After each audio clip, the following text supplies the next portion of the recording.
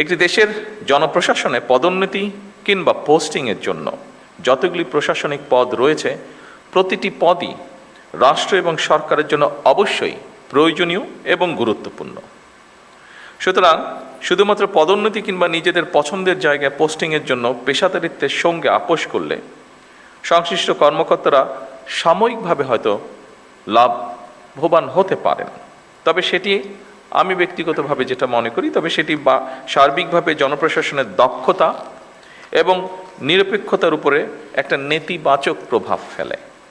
সুতরাং জনপ্রশাসনের কর্মকর্তাদের সব পদেই কাজ করার মানসিকতা থাকা জরুরি। কেন জরুরি আমি এক্ষুনি আপনাদের সামনে সেটি বলবো। সবসময় নিজেদের পছন্দের পদে পদায়ন কিংবা পোস্টিং পাওয়ার মানসিকতাই কিন্তু জনপ্রশাসনকে হয়তোবা দুর্নীতিপরায়ণ এবং অপেশাদার করে তোলার অন্যতম একটি কারণ।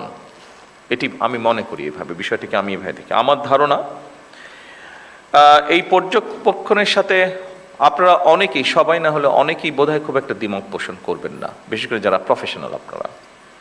সুতরাং আপনাদের প্রতি আমার বিশেষ আহ্বান থাকবে, জনপ্রশাসনের প্রতিটি পদকে গুরুত্বপূর্ণ এবং অনিবার্য ভাবুন। দেশের যে কোনো স্থানেই যে কোনো সময় জনপ্রশাসনের যে কোনো পদে দায়িত্ব পালনের জন্য নিজেদেরকে দয়া করে মানসিকভাবে প্রস্তুত করে রাখুন।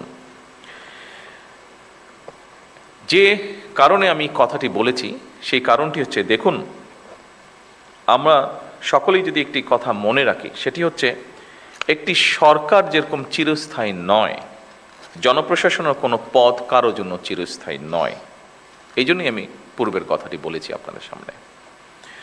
জনপ্রশাসনের যে কোনো স্তরের কর্মকর্তাগণ যদি রাষ্ট্রের প্রয়োজনে যে কোনো সময় যে কোনো পদে দেশের স্বার্থে যে কোনো স্থানে কাজ করার জন্য মানসিকভাবে প্রস্তুতি থাকেন, আমার বিশ্বাস জনপ্রশাসনে পেশাদারিত্ব গড়ে ওঠার ক্ষেত্রে এটা একটা সহায়ক ভূমিকা রাখবে।